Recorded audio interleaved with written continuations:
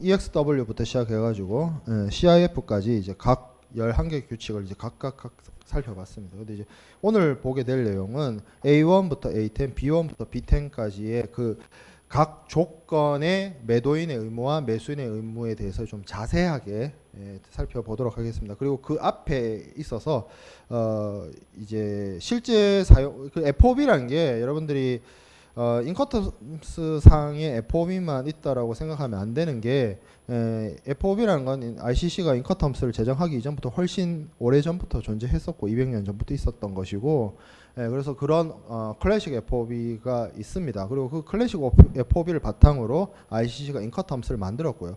그리고 그 인커텀스 상의 FOB도 실제 실무하고 전혀 맞지 않는 부분이 있어요. 실무에서의 사용하고 있는 FOB하고의 간극도 좀 큽니다. 그래서 그런 부분을 좀 살펴보도록 하겠습니다. 자, FOB의 문제 이렇게 되어 있는데 이제 해상 운송 계약상의 차이라고 얘기를 하죠. FOB는 기본적으로 우리가 앞선 시간에서 배웠다시피 매도인이 매수인이 지정한 선박에서 본선 적재하는 것으로서 인도 의무를 이행을 하는 것을 말합니다. 그렇기 때문에 이제 매수인이 그 선적국의 항구의 선적항에 선박을 수배해가지고 운송계약 체결하고 운임을 지급하게 되죠. 근데 그게 실제로는 어려워요. 수입상이 수입국 항구에 적합한 선박을 수배해가지고 계약하고 뭐 이런다는 것이 조금 수입자 입장에서는 부담이 될 수가 있습니다. 그래서 실제로 많은 부분에 있어서 어떤 형식으로 이루어지냐면 해상 운송 계약 자체를 매수인이 하지 않고 매도인이 해버립니다. 그러니까 매수인이 매도인에게 위임한 거죠. 다만 그 비용은 매수인이 부담하는 거죠. 그러니까 네가 더 자세히 알 테니 너네 나라의 항구에서 출발하는 선박의 스케줄 이런 것들 아니면 그쪽에서 어떤 영업망이나 운송인이나 포워더들을 더 잘 알 테니 네가 직접 운송 계약을 체결하고 비용만 나에게 청구해 라는 식으로 그 운송의 간행이 바뀌어서 적용될 수가 있습니다. 그렇게 돼버리면 인커텀스상 FOB랑 실제 실무에 그 사용되고 있는 FOB하고의 어떤 간극이 생겨나는 거죠. 그 간극이 생겨나고 있는 거고 ICC는 이거를 막진 않아요. 우리가 앞에서 서문에서 봤다시피 인커텀스 서문에서 얘기하고 있죠. 그렇게 변형해서 쓰는 거 상관없다. 다만 변형해서 쓸 거면 명확하게 매도인의 의무와 매수인의 의무에 대해서 규정을 하라. 계약서상으로 그 얘기를 하고 있는 것이고, 자 대금 결제상의 차이가 있습니다. 우리가 이제 인커텀스가 끝나면 이제 대금 결제를 공부하게 되는데 강의 자료 뒷부분도 이제 대금 결제 시작되는 부분으로 이루어져 있죠. 이 대금 결제와 관련해서 대금 결제의 한 방법이라고 할 수 있는 화환 취결 제도와 연계되어서 이게 조금 특이한 적용이 가능합니다. 뭐 때문에 그러냐면 선화증권 때문이에요. 뭐 선화증권에 대해서는 우리가 제가 뭐 간략하게 설명을 했고 해상 운송에서도 얘기할 것이고 저기 대금 결제 신용장에서도 얘기할 것이고 계속 반복적으로 얘기를 하겠지만 이 선화증권이 가지고 있는 특징이 다른 여타의 운송 서류들하고 조금 다릅니다. 어떤 점에서 다르냐? 뭐 운송 계약의 증거 역할을 한다. 운송 계약의 추정적 증거다. 뭐 그건 너무 뻔한 얘기고 하물의 수령증이다. 다른 서류들도 운송 서류 운송 하물의 뭐 어떤 수치증 역할을 할 수 있어요. 근데 이 선화증권이 다른 여타의 운송 서류하고 다른 가장 큰 차이점은 뭐냐면 얘가 물품의 권리가 체화되어 있는 서류라는 거죠. 권리증권 혹은 유가증권 뭐 권리증권이니 유가증권이니 이런 말을 지금 이게 뭐 운송론 수업도 아니고 자세하게 다룰 생각은 없지만 이 쉽게 말해서 물품의 권리가 체화되어 있다는 말을 좀 쉽게 얘기하면 이 서류 들고 있는 사람이 물품 주인이란 뜻입니다. 물품의 어떤 권리를 주장할 수 있다는 뜻이에요. 그게 국제 운송이기 때문에 이 물품과 돈이란 대금 결제와 물품의 인도, 물품의 소유권 이전, 물품 매매라는 거의 핵심은 제가 소유권 이전이라고 했죠. 이게 서로 대면 거래를 하면 돈 주고 물건 받으면 되니 소유권 이전이 쉬워요. 근데 우리는 떨어져 있잖아. 떨어져 있는 사람들이 거래하는 거죠. 원거리에서 거래하잖아. 그럼 돈을 먼저 줄지 서류를 먼저 줄지 뭐 물품 먼저 줄지 이런 문제가 발생하는데 그런 문제를 해결하기 위해서 선화증권이 사용됩니다. 어떤 방식으로? 매도인이 일단 선적 지에 있으니까 운송인으로부터 운송인이 발행한 선화증권을 받겠죠. 그래서 매도인이 가지고 있어요. 매도인이 가지고 있다는 말은 물품의 권리를 주장할 수 있는 이 서류를 들고 있다는 겁니다. 이걸 보내겠죠. 이걸 보낼 때 그냥 보내면 물건도 내주고 서류도 내주는 꼴이 되잖아. 그래서 이 서류가 있어야만 매수인은 반드시 수입국에서 물건을 찾을 수가 있어요. 이게 물품의 인도 수령증, 인도 청구서 역할, 인도 청구를 할 수 있는 그런 역할을 하고 있기 때문에 매수인은 반드시 이 서류가 필요합니다. 그래서 얘를 볼모 삼는 거예요. 뭐로? 같이 한어음이란 걸 이용을 하게 됩니다. Bill of Exchange라고 하는 한어음이라고 해요. 이 어음이라는 표현이 들어가 있어서 일종의 수표인데 우리가 알고 있는 자기압 수표나 약속 어음하고는 조금 다릅니다. 그 부분은 우리가 대금 결제 시작할 때 그 첫 부분에 한어음에 대해서 설명을 하기 때문에 그때 다시 자세하게 얘기를 하기로 하고, 이 한어음은 쉽게 말하면 청구하고 있어요. 어떤 청구를 하느냐? 매도인이 매수인에게 얘기합니다. 결제하라고. 그래서 돈 받는 사람이 돈 줄 사람한테 얘기하는 거예요. 돈 내놓으라고. 돈 내놓는데 네가 돈을 내놓으면 볼모를 풀어주겠다 합니다. 그 볼모는 선화증권이에요.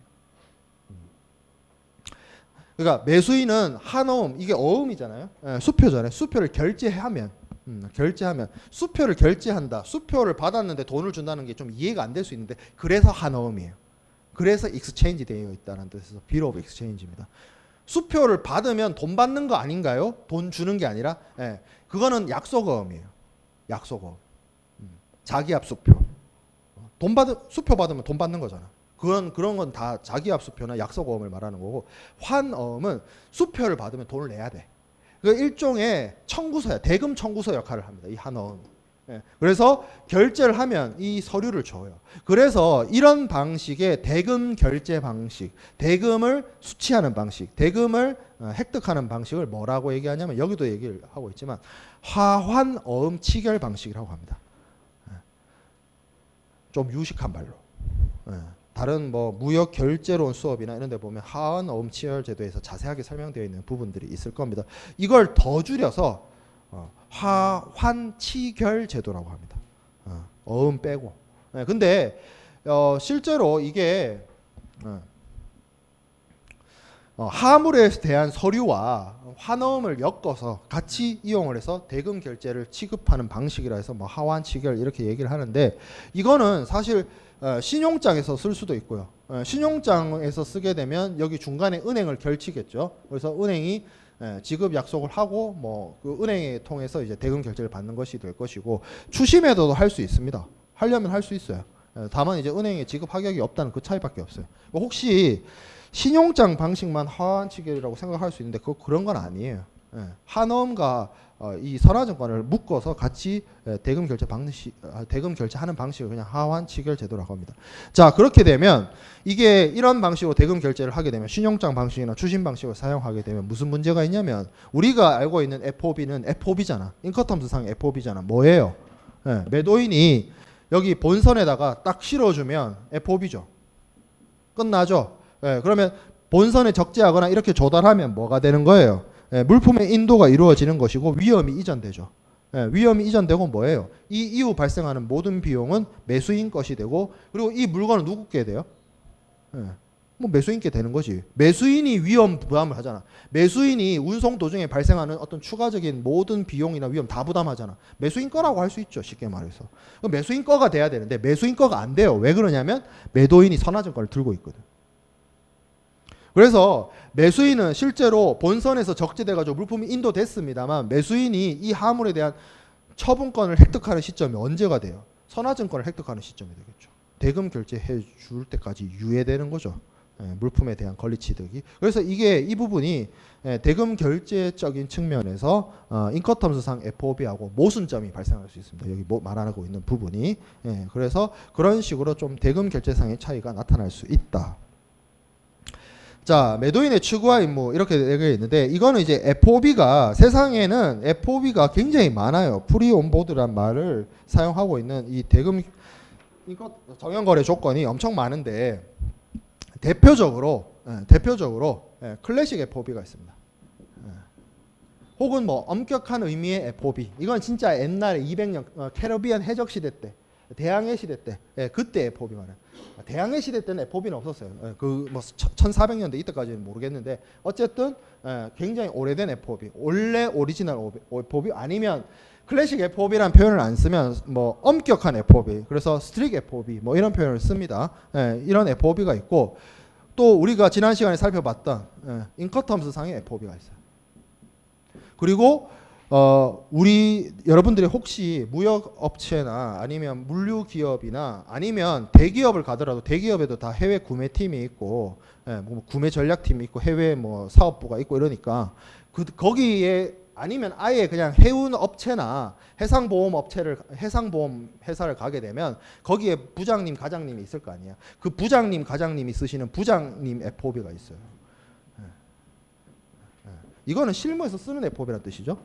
이게 다 다릅니다. 다 달라요.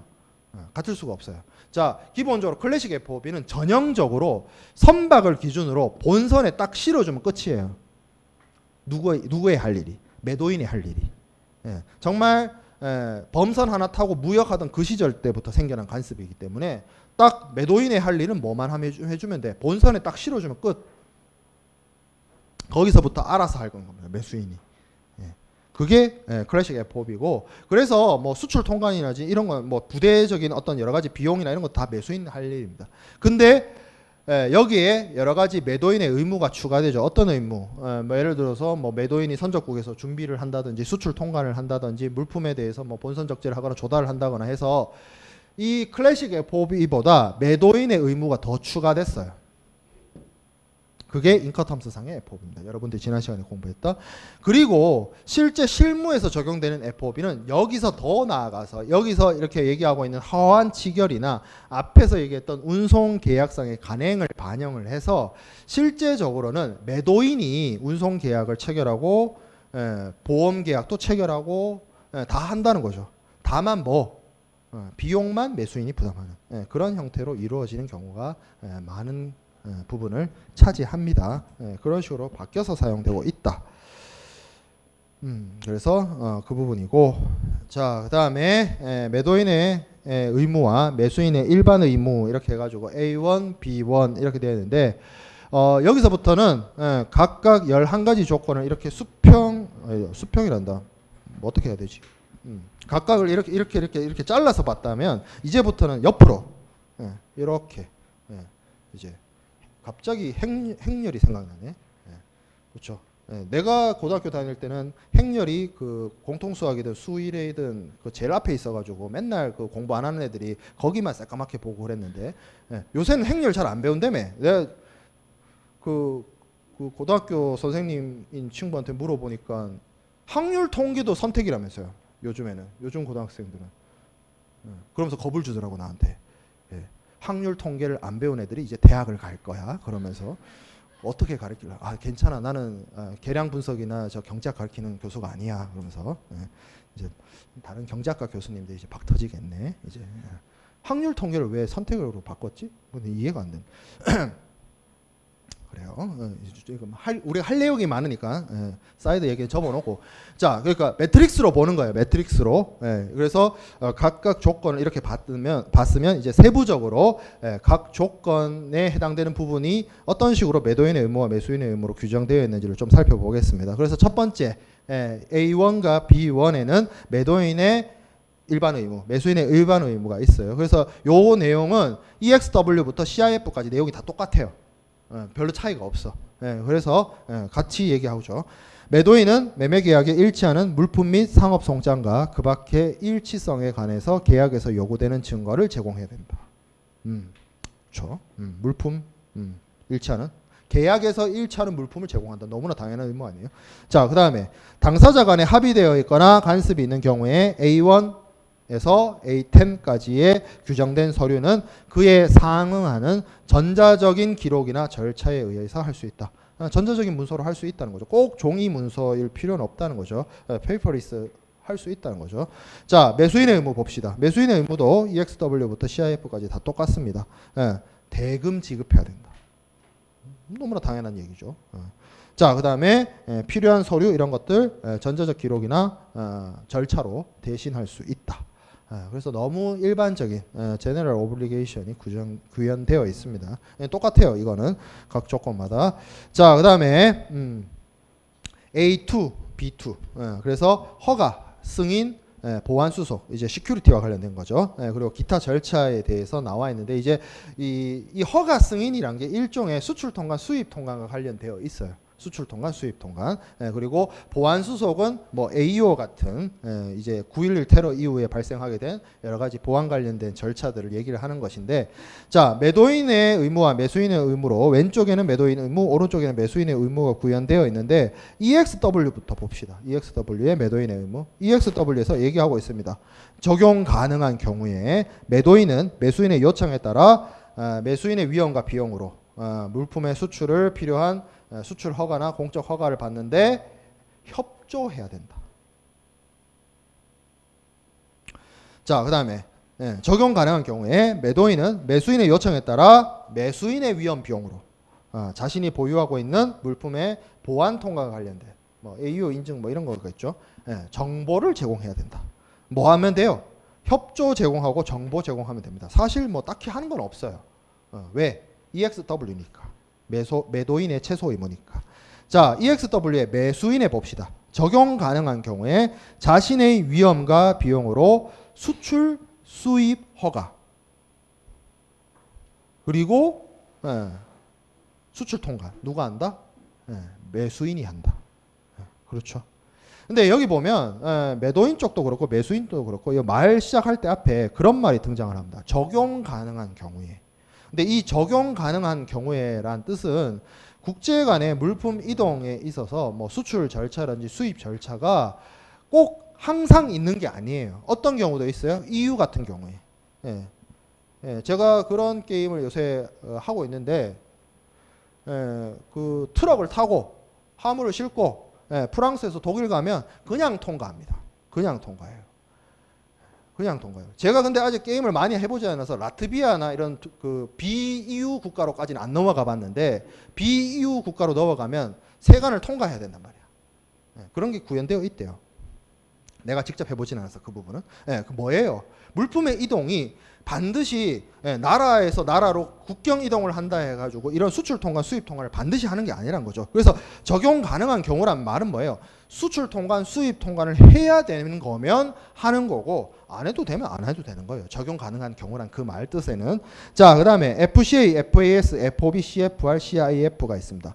적용 가능한 경우에 매도인은 자신의 위험과 비용, 매수인의 위험과 비용 아니죠. 자신의 위험과 비용으로 수출 허가, 공적 허가 취득해야 되고 수출에 필요한 모든 절차 수행해야 됩니다. 자, 그 다음에 CPT, CIP, DAT, DAP 봅시다. 여기도 매도인이 수출 통관을 하는데 이 말이 있어요. 물품의 수출 및 제3국을 통과하는 인도 전의 운송에 필요한 모든 통과 절차. 물품을 매도인이 매수인에게 인도하기 전에 간혹 가다가 그런 경우가 있어요. 우리는 그럴 수가 없지만 제3국을 반드시 통과해야 되는 나라들이 있습니다. 우리나라는 어차피 비행기로 오든 배로 오든 그런 일이 없는데 예를 들어서 스위스가 선박으로 수출한다고 칩시다. 물품을. 그럴 일도 잘 없긴 하지만 그래도 해야 된다. 혹은 아니면 반대로 제3국에서 수입을 해야 된다고 칩시다. 바다로.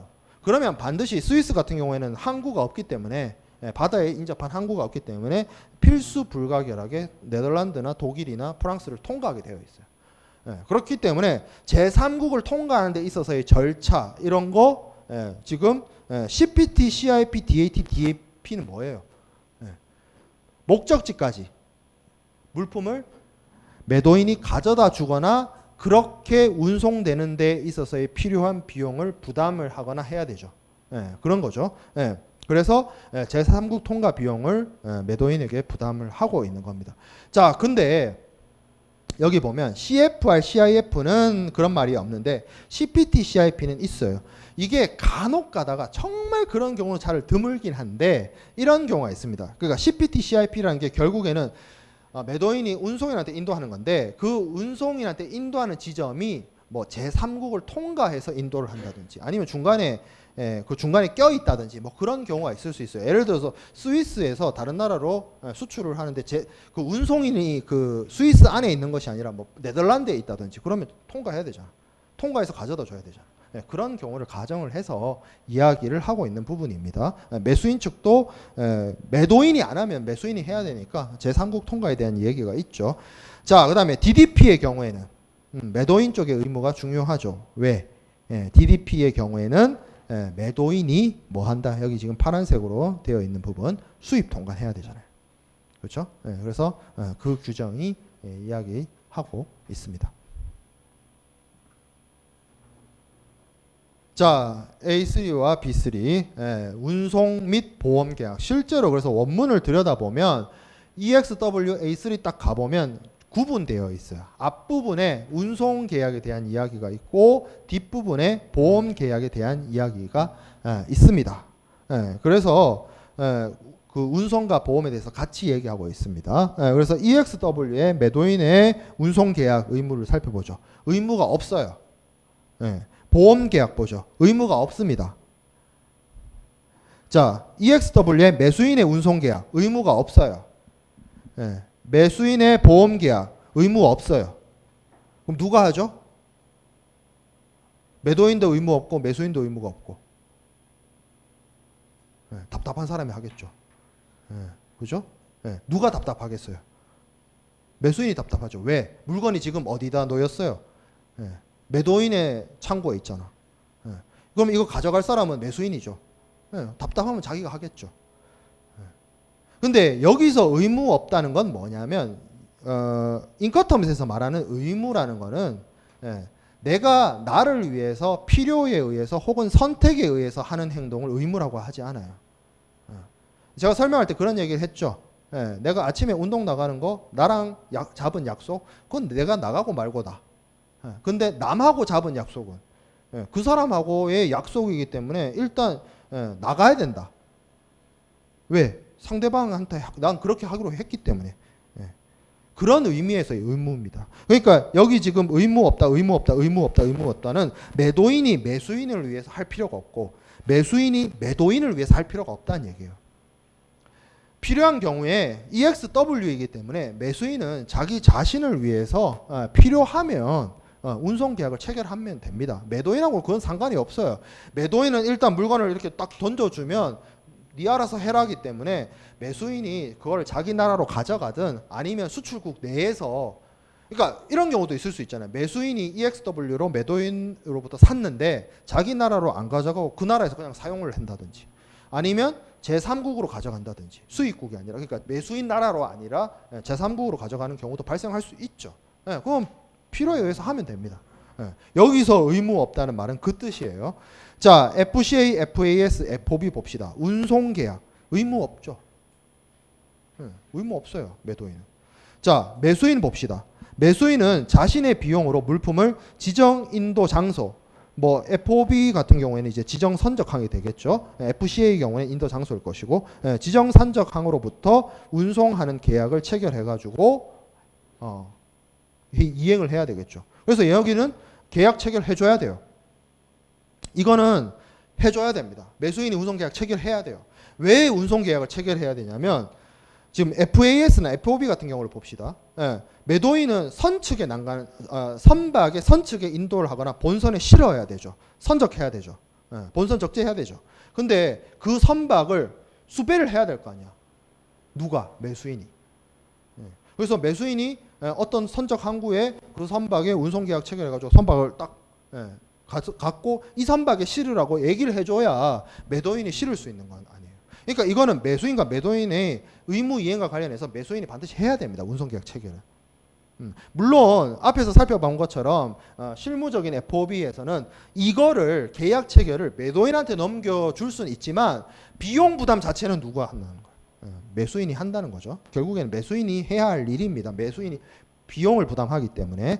자, 매도인의 운송계약 쪽에 의무 없음에 보면 but 이렇게 되어 있습니다. 예외적인 조항이라는 얘기죠. 그래서 매수인의 요청이 있는 경우, 상관행이 있는 경우에는 매도인은 매수인의 비염과 위험과 비용이 합친 말이죠. 비험. 네.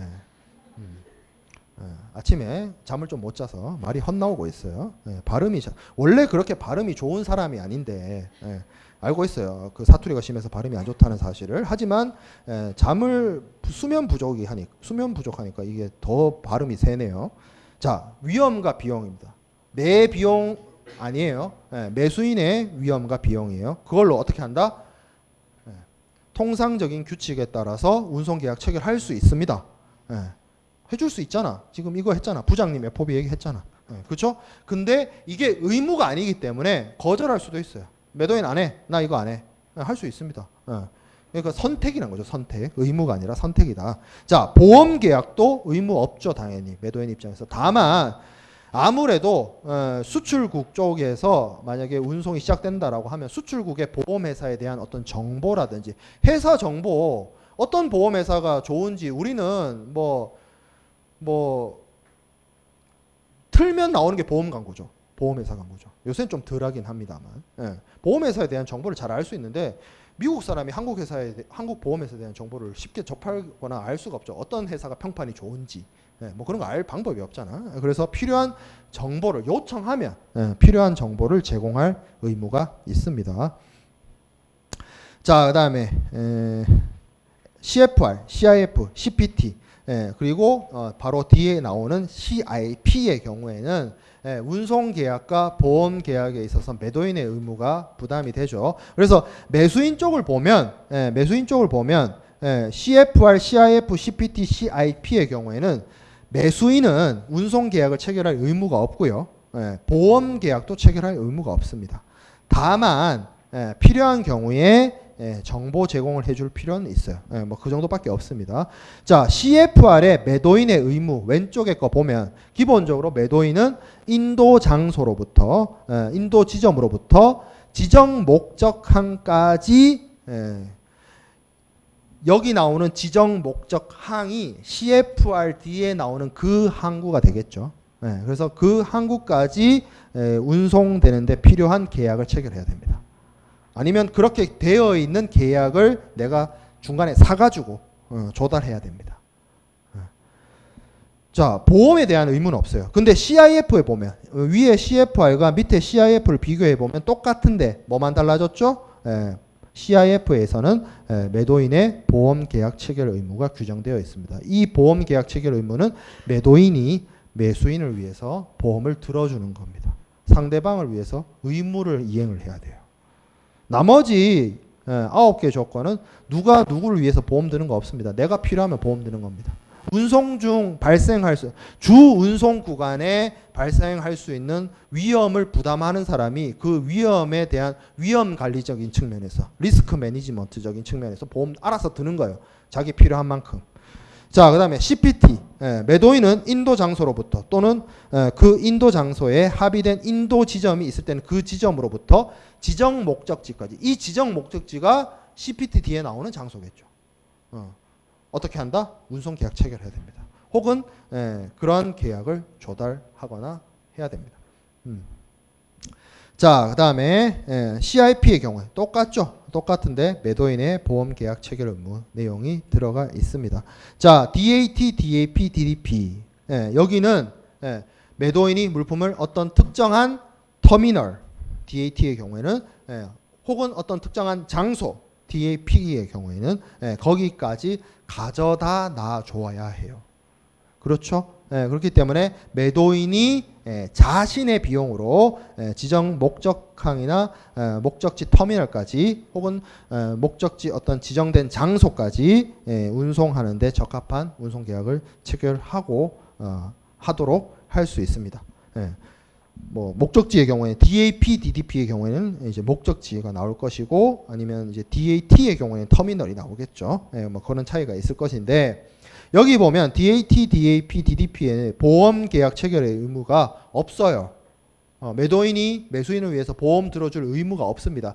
그러나 대부분 DAT, DAP를 쓰는 경우에 매도인이 보험을 들 거예요. 상식적인 수준에서. 해상 운송을 하는데 해상 보험을 안 들고 운송한다? 그런 경우는 없습니다. 오히려 자동차를 대포차로 운송하는, 대포차 타고 다니는 사람의 만날 확률은 있을 수 있어도 그런 경우 있죠, 간혹. 우리나라는 차 사면 무조건 보험 들어야 되거든요. 제가 알기로는 그래요. 법으로 그렇게 해놓은 걸로 알고 있는데 그래도 간혹 그런 사람 있잖아, 대포차. 근데 그런 극히 드물잖아. 그 극히 드문 경우보다 더 극히 드문 경우로 해상 운송을 해상 보험 안 들고 운송하는 그런 정신 나간 사람들이 있을 수 있어요. 그러니까 쉽게 말해서 해상 운송을 하는데 해상 보험을 안 든다는 건 정말 정신 나간 행위예요. 그러니까 보험을 든단 말이야. 근데 여기 지금 보험 계약 체결 의무가 없잖아요. 근데 들겠죠. 누가? 매도인이. 자, 그다음에 A4, B4 매도인의 물품 인도와 매수인의 물품 인수 의무입니다. 자, 근데 여기 지금 사실 A4, B4에서 B4는 별로 중요치 않아요. 중요한 건 A4입니다. 그렇죠? A4 많이 쓰이죠. 종이. 자, 근데 여기 지금 A4에 있는 매도인의 의무, 매수인의 의무는 지금 받는다 그거밖에 없어요. 근데 매도인의 의무에 보면 EXW부터 DDP까지 쭉 뭐라고 설명이 되어 있는데 이걸 자세히 들여다보면 이게 뭐냐면 우리가 지난 시간에 봤던 강의 자료에서 그 수직 분기점 있죠. 그 수직 분기점이 이거 지금 여기에요. 매도인의 의무의 EXW. 자, 봅시다. 매도인의 영업군에 또는 기타 지정된 장소에서 물품을 매수인의 처분하에 두는 거 맞죠? 작업장이나 창고나 공장에서 네가 알아서 가져가. 여기 둘 테니까. 그거죠. 그래서 수직 분기점이 거기 그어져 있었죠. 자, 그 다음에 FC 매도인의 영업군에. 그러니까 매도인의 작업장이나 공장이나 창고 같은 곳에서 이제 운송인한테 넘겨주는 거죠. 그렇기 때문에 운송수단에 실어줄 의무, 적재할 의무가 매도인에게 있습니다. 그래서 우리가 EXW랑 FCA 공부할 때 그런 얘기를 했죠. 제가 수직선이 트럭을 기준으로 왼쪽에 있고 오른쪽에 있고 그런 얘기를 했었습니다. 그리고 이 운송인한테 넘겨주는 장소가 매도인의 영업소가 아닌 다른 어떤 특정 지점이라면 매도인이 거기까지 가져다 줘야 되죠. 운송인 만나기 위해서. 뭐 수출국 내 어느 지점이 되든 뭐 어떤 장소가 되든 그러면 물품을 운송수단에 실어가지고 그 운송인을 만나는 것까지 매도인이 합니다. 내려줄 의무는 없어요. 그렇게 인커텀스에서 규정하고 있습니다. 어찌됐든 매수인이 지정한 운송인에게 물품을 인도할 의무가 있는 겁니다. 여기서 물품이 인도됩니다. 그죠? 자, 그 다음에 FAS, FOB. 이거는 매수인이 지정한 선박의 선측이거나 아니면 본선의 적재 혹은 그렇게 조달. 뭐 그렇겠죠. 그렇게 되는 부분이겠죠. 그래서 그 부분이 FAS나 FOB에서 말하고 있는 분기점이 될 것이고, 자, CFR, CIF, CPT, CIP 얘네들은 분기점이 나옵니다. 분기점이 나오지만 이 분기점에서 규정하고 있는 장소가 CPT, CIP, CFR, CIF의 뒤에 오는 장소는 아니에요. 뭐죠? 그래서 얘네 C로 시작하는 애들은 분기점이 두 개다 했죠. 그렇지만 이거는 첫 번째 분기점입니다. 매도인이 매수인에게 물품을 인도해주는 시점이죠. 그래서 CFR, CIF는 본선상 적재, 본선 적재 혹은 조달. 그리고 CPT나 CIP는 운송인에게 인도. 그 지점이 이제 부지기점이 되는 것이고 그 이후 두 번째 분기점, 비용 분기점까지 가는 데 있어서의 매도인이 운송계약 체결을 통해서 운송 비용을 부담을 하는 것이고 그 부분은 그리고 중간에서 발생하는 비용이나 이런 부분들은 매수인이 부담한다고 얘기를 했었습니다. 자, DAT, DAP, DDP의 경우에는 어떤 지정된 터미널 혹은 지정된 장소 그리고 DDP의 경우에도 어떤 지정된 장소. 근데 DAT와 DAP의 차이는 DAT의 경우에는 운송수단에서 양화한 상태로, 그렇죠? 언로딩한 상태로. 그리고 DAP의 경우에는 언로딩한 상태가 아니라 양화 준비가 완료된 상태로 물품을 넘겨줍니다. 그래서 A4에 규정되어 있는 것이 우리가 앞에서 봤던 그림의 수직 분기점이었다. 자, A5와 B5가 있는데 위험 이전이 이제 A5와 B5에 나오는데 여기서는 A5는 별로 중요치 않아요. 물품 인도하면 뭐 딱 여기 나와 있진 않지만 여기 나와 그 공통에 잠깐 설명이 되어 있긴 하지만 매도인 입장에서는 물품을 인도하면 그걸로 위험 이전해 줍니다. 그냥 매수인의 책임이 되는 거예요. 뭐가 더 중요하냐면 B5가 더 중요합니다. B5는 공통된 규정이 있어요. 공통된 규정이 있는데 뭐다? 인도 시점에 위험이 이전하는데 다음과 같은 경우에 조기 이전된다라고 되어 있습니다. 조기 이전은 생선을 뜻하는 것이 아니고 일찍이에요. 일찍. 조기 축구회 할 때 그 조기예요. 일찍 이전한다는 거예요. 위험이. 그 위험이 일찍 이전한다는 건 뭐냐면 매수인이 물품을 받지 않았는 물품을 안 받았어요. 아직 인수 안 했어요. 그래도 위험이 넘어오는 거예요. 제가 앞서 A4, B4 설명할 때 물품을 매도인은 인도하고 매수인이 인수하면 물품에 대한 인도가 이루어지면서 위험이 이전한다라고 그랬는데 이 조기 이전과 같은 상황은 뭐냐면 매도인은 물품을 인도했습니다. 정상적으로. 근데 매수인이 중간에 안 받았어요. 매수인이 제대로 할 일을 안 했어요. 통지를 안 하거나 수령을 안 하거나 했어요. 그럼 중간에 물품이 붕 뜨죠? 그냥 붕 뜨면 진짜 하늘 위에 떠 있는 게 아니라 얘는 물건이기 때문에 어디 넣어놔야 돼요. 보관을 해야 된단 말이죠. 창고료가 발생하고 보관료가 발생합니다. 그 비용 누가 부담해야 되죠? 매도인은 자기 할 일 다 했다니까. 그러면 그건 결국 매수인의 책임으로 넘어가게 되는 거예요. 매수인이 물건을 아직 안 받았음에도 불구하고 물건에 의해서 발생하는 비용을 자기가 부담하는 걸 조기 이전과 같은 상황이라고 합니다. 그래서 지금 B5 설명하면서 이쪽에 왼쪽이 A5, B5 이런 것이 아니라 표의 그림이 그런 식으로 나눠 놓은 게 아니라 왼쪽은 뭐냐면 B5입니다. 그러니까 매수인의 위험 이전과 관련된 내용이고 요 오른쪽에 있는 건 뭐냐면 B6에 있는 내용을 가져왔어요. 물품이 조기 이전하게 되면 물품의 조기 이전의 핵심이 뭐죠? 물품이 중간에 붕 떠가지고 매수인이 아직 물건을 받지 않았음에도 불구하고 물건에 의해서 발생하는 비용을 매수인이 부담하는 걸 말합니다. 그러니까 이게 비용 부담이 생겨요. 단순하게 조기 이전이 그냥 단순한 문제가 아니라 비용의 추가적인 발생할 여지가 있습니다. 그래서 같이 묶어서 보는 거죠. 자, 그래서 계약 공통 규정의 첫 번째 칸에 두 번째 줄에 봅시다. 계약 물품으로서 명확히 구분해 두거나 기타의 방법으로 특정되어 있을 것을 요건으로 한다. 이게 조기 이전이 발생하려면 매도인도 자기 할 일 다 해야 돼요. 매도인이 자기 할 일 다 했음에도 불구하고 매수인이 자기 할 일을 안 하니까 매수인한테 비용 발생이 생겨나는 거거든요. 그렇기 때문에 여기 특정해야 된다는 말은 그 말이죠. 우리가 EXW 설명할 때 제가 그런 얘기를 했습니다. 물품을 매도인이 매수인한테 넘겨주려면 이게 네 거야. 네 거야. 라고 특정하는 게 필요하다고 했습니다. 그걸 충당이라고 하기도 했고 특정하기도 한다라고 했는데 창고에 쌓여 있는 수만 개의 초코파이 중에 매수인이 사갈 초코파이는 이거 라고 정해주는 게 필요하다는 거죠. 그런 게 되어 있다는 전제하에서 매도인이 정상적으로 물품을 인도했을 때 매수인이 안 받으면 그 안 받은 시점 받기로 약속한 시점이 있을 거 아니에요. 약속된 기간이나 시점이 있을 텐데 그때 안 받으면 그 이후부터 발생하는 것은 이제 조기 이전이 발생하고 비용의 경우에 매수인의 부담으로 기결이 됩니다.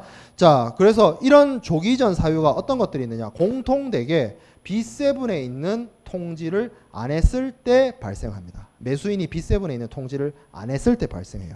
그럼 B7에 의한 통지가 뭐냐면 물품에 이 매도인과 매수인의 어떤 의무 이행과 관련해서 매수인이 매도인에게 통지를 해야 되는 경우가 있습니다. 대표적으로 뭐가 있냐면 FOB 같은 경우에 매수인이 운송계약 체결하잖아요. 인커텀스 상으로는.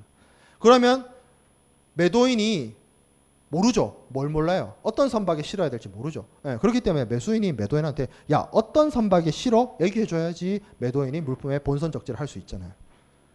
FCA 같은 경우에도 매수인이 지정한 운송인이죠.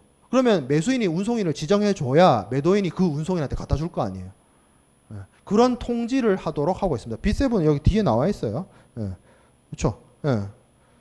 뭐 장소라든지 물품의 인도 장소라든지 아니면 뭐 본선 선박의 이름이라든지 운송인의 이름이라든지 이런 것들 통지해야 되는데 안 했다 이거야. 그럼 매도인이 자기 할 일 다 했음에도 불구하고 매수인한테 물건을 못 넘겨주는 상황이 발생하기 때문에 거기에 대해서 책임을 져야 되는 부분이고요.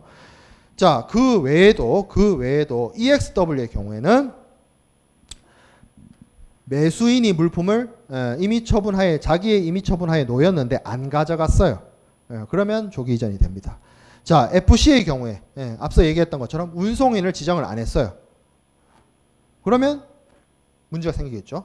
그리고 그 운송인이 물건을 안 받아갔어요.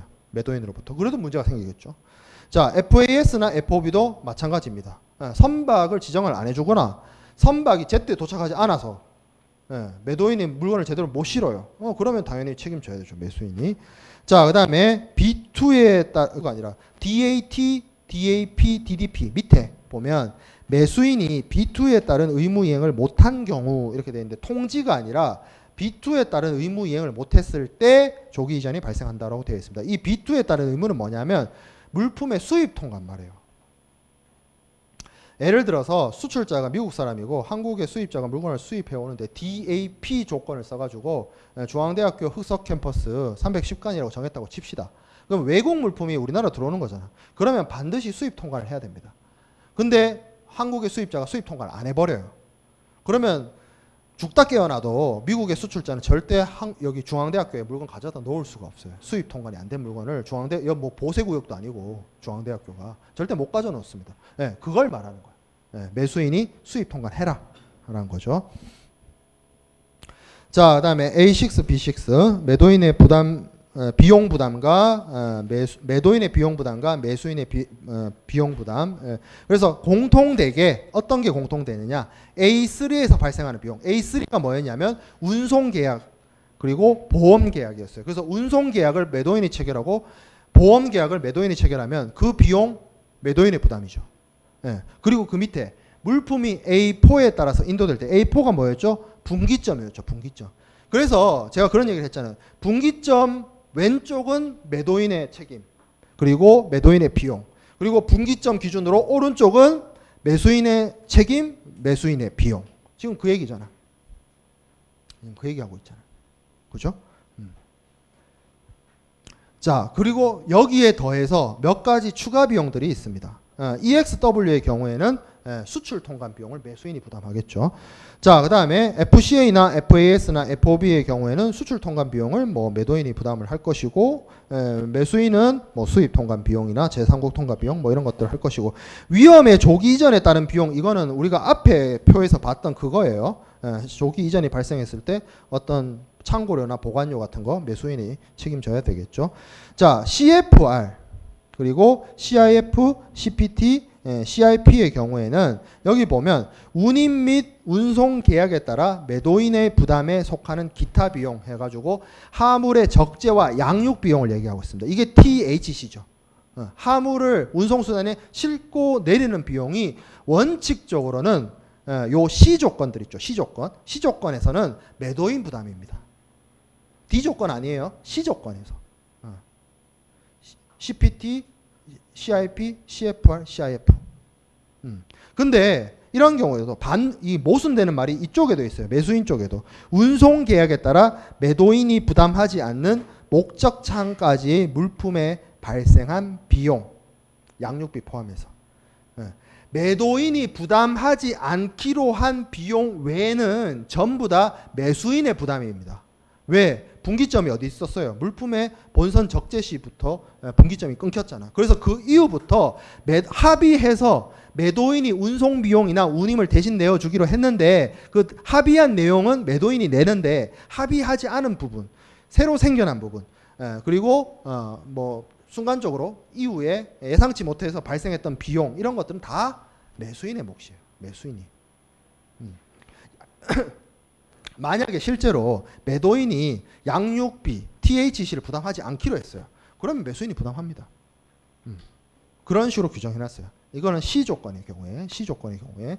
자, 그리고 CIF하고 CIP의 경우에는 하나 더 붙죠. 뭐 보험료가 붙죠. 보험료.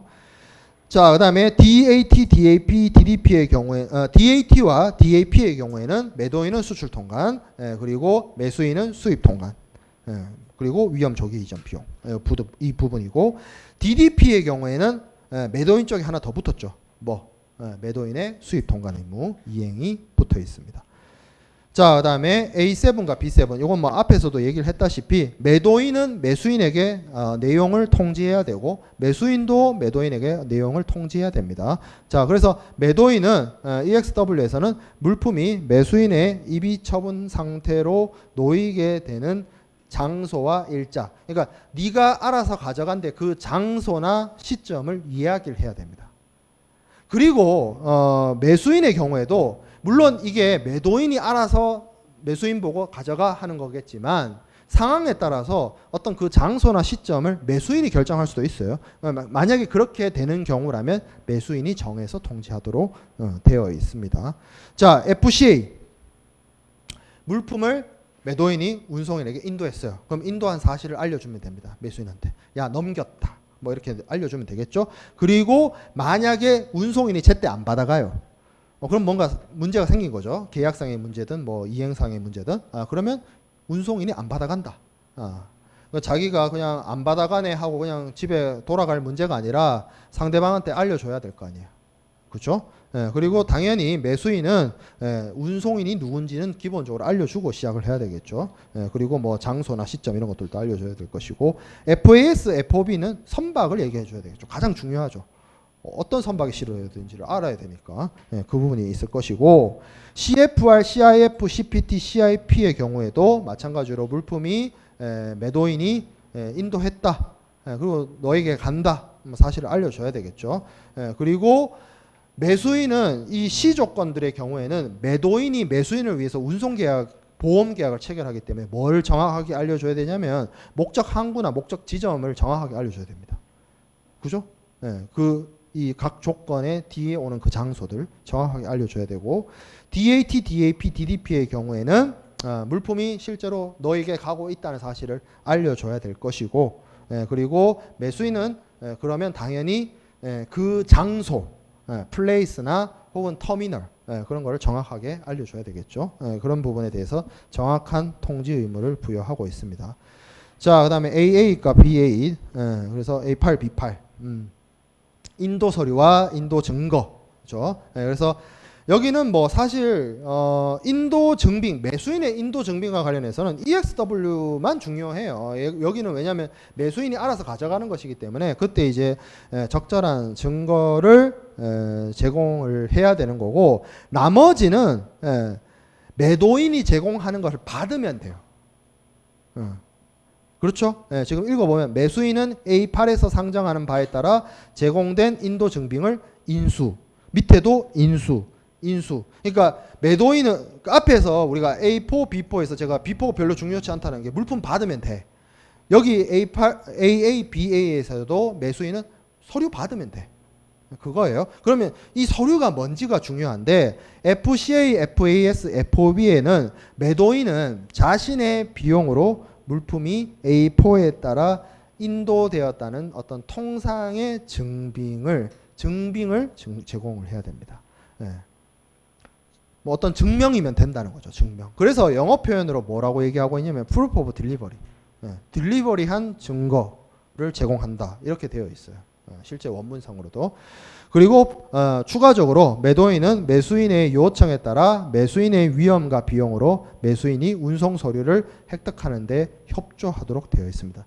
이 선화증권 이렇게 받아가지고 만약에 실제로 매수인이 운송 계약을 체결하고 뭐 운송 비용을 지급하면 선화증권이 여기서 나오잖아. 선적항에서 나오잖아. 요거 취득하는데 협조하라라는 거죠. 물론 제가 이 칠판에 그린 하한 치결과 지금 인커텀스 상의 어떤 서류 인도하고 조금 안 맞는 부분이 있어요. 그래서 부장님 FOB 얘기했죠. 부장님 FOB. 자, 그 다음에 CFR, CIF, CPT, CIP는 매도인이 운송계약 체결합니다. 그러니까 운송 서류가 당연히 운송인으로부터 매도인에게 선화증권이 나와요. 그래서 그 얘기를 하고 있습니다. 매도인은 자신의 비용으로 매수인에게 합의된 목적항까지 운송에 관한 통상적인 운송 서류를 지체 없이 제공해야 된다. 이 통상적인 운송 서류가 물론 반드시 선화증권이다라고 하면 틀린 말이 되겠지만 대체적으로 선화증권을 얘기하는 거죠. 그런 어떤 통상적인 운송 서류를 제공하도록 합니다.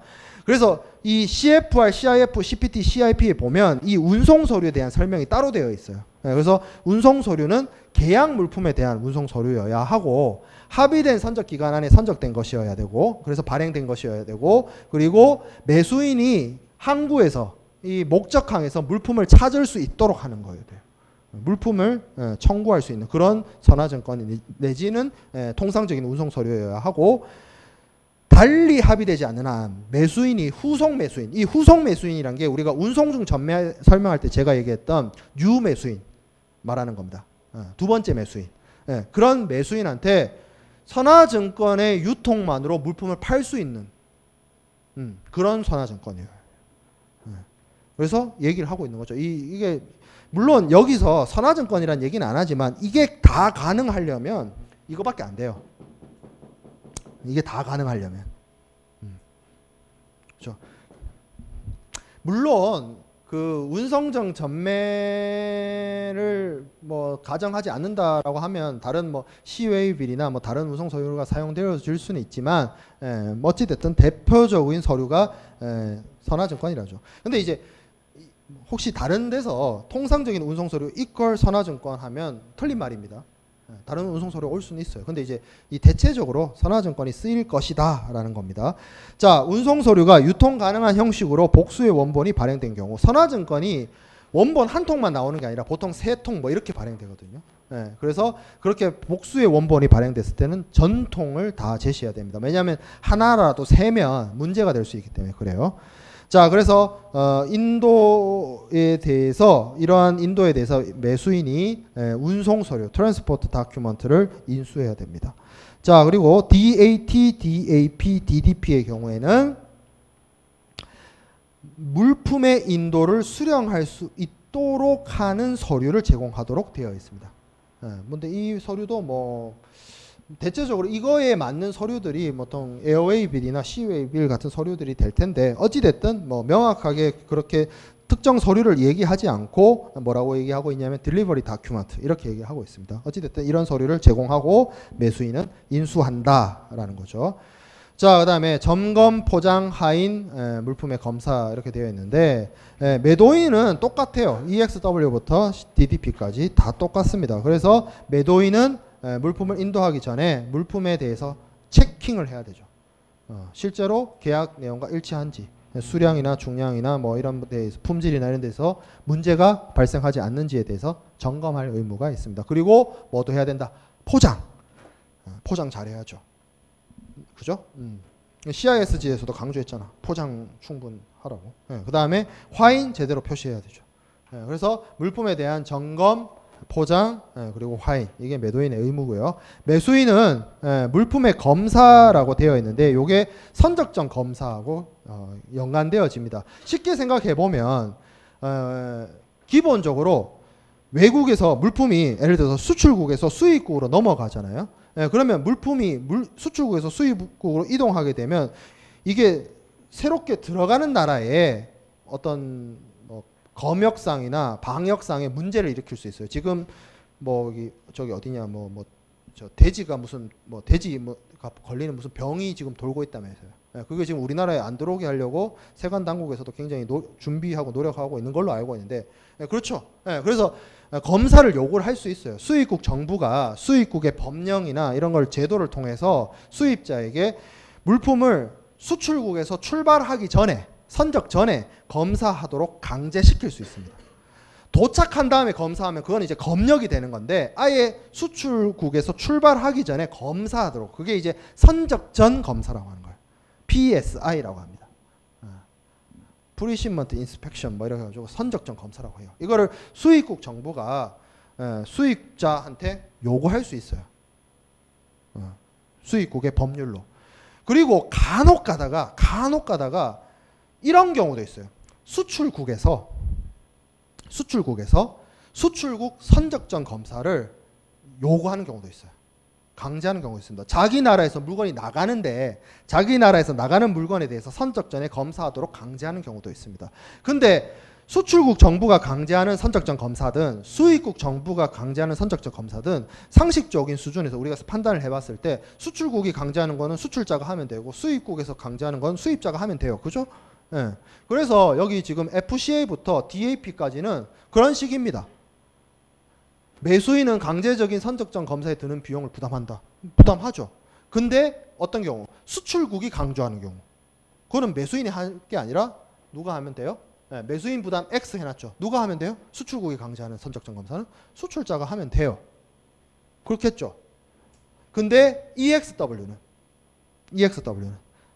매수인이 다 합니다. 수출국에서 강제한 것도 수입국에서 강제한 것도. 자, DDP는 매도인이 다 합니다. 그렇죠? 예, 매수인은 수출국이나 수입국에서 의해서 드는 선적점 검사에 대한 비용을 부담하지 않습니다. 매수인이 부담 안 해요. 누가 해야 돼요? 매도인이 합니다. 예. 자, 그 다음에 A10, B10. 자, 이제 마지막이 왔습니다. 마지막이 왔고, EXW에만 지금 여기 첫 번째 표의 단락과 같은 내용들이 들어가 있고요. 나머지 규칙들은 요 EXW 내용에 더해져서 밑에 내용도 들어가 있어요. 그래서 좀 볼게요. A10, EXW에 봅시다.